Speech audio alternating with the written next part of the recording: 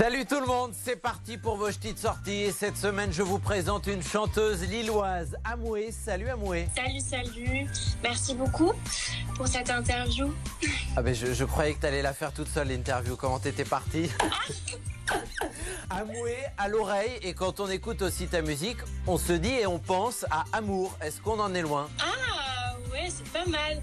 Beau rapprochement, exactement, on est vraiment pas loin. Mais Amoué, ça veut dire femme libre en ivoirien en fait. D'accord, en ivoirien. Pourquoi l'ivoirien? J'ai fait un baptême républicain à la mairie de Lille et mon parrain vient de Côte d'Ivoire. Il m'a dit, voilà, moi je vais t'appeler Amoué. Et ça veut dire femme libre. Femme libre et donc amour, parce que je l'entends avec Amoué. Je vous propose sans plus tarder d'écouter son tout dernier titre. Voici Tes larmes.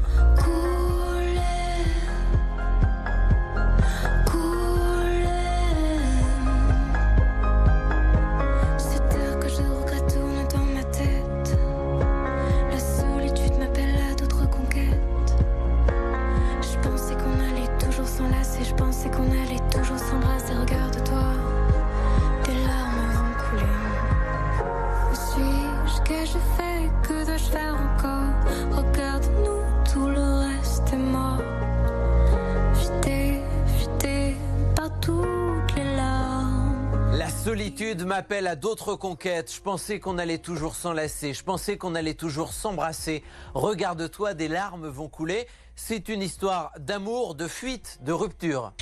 Exactement. J'ai écrit Tes larmes suite à une rupture amoureuse. J'ai voulu mettre des mots pour apaiser ma douleur, ma tristesse. C'est pas grave d'être vulnérable parce que l'amour, c'est une expérience de la vulnérabilité. C'est une expérience de générosité aussi. Et quand on se donne entièrement à l'autre et quand l'autre part, on peut se sentir seul et même parfois abandonné. Pourquoi tes larmes et pas mes larmes? Ça veut dire que toi, tu ne pleures pas, tu souffres en silence? Ah si, je souffre. Je voulais pas forcément parler que de moi, se dire que ok, les larmes vont couler, tes larmes vont couler, mes larmes, c'est pas grave de pleurer et il faut l'accepter parfois pour passer justement à autre chose. Alors parlons de ta musique. Comme beaucoup, tu composes au piano, mais comme peu, tu as appris à en jouer au Vietnam.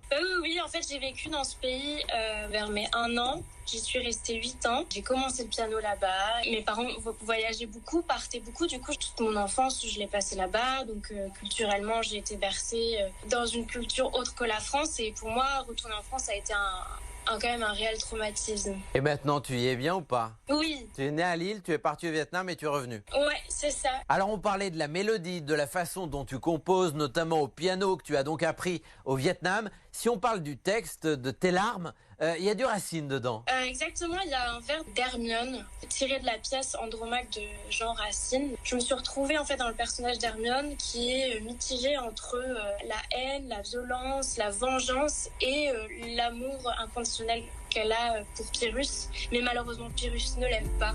La chanteuse lilloise Amoué est avec nous dans les petites sorties. Amoué, c'est aussi des reprises. Et 30 ans après la disparition de Gainsbourg, vous le savez, je vous propose d'écouter La Javanaise par Amoué.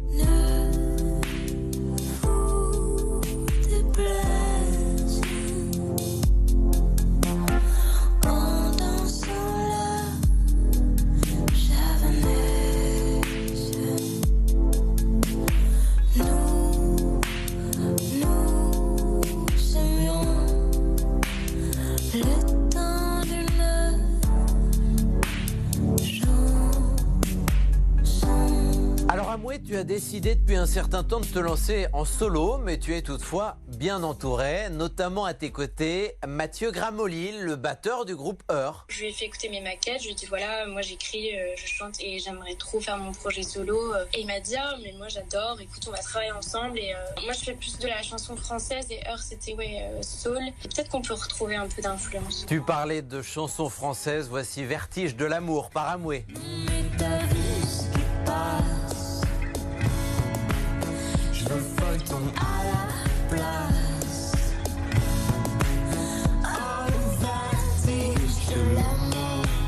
Amoué, je crois qu'un album est en préparation, il va s'appeler Je me souviens. Ah oui, Oui, oui, oui. Oui, je suis bien informé. Il est en préparation. Je prends mon temps. Il y aura 3 singles, après un EP et l'album sera plus pour 2022. Ce sera ton premier album? Oui. Des titres de ta plume? Oui, c'est ça. Très bien. Amoué, chanteuse lilloise que je vous présente cette semaine dans les ch'tis de sortie. Reste avec nous. Chaque semaine, je demande à mon invité de nous conseiller des choses pour s'occuper à la maison. C'est parti. Et on démarre avec un livre. Tu as choisi la BD d'une autrice suédoise, La rose la plus rouge s'épanouit. C'est mon dernier coup de cœur. Je l'ai là, juste à côté.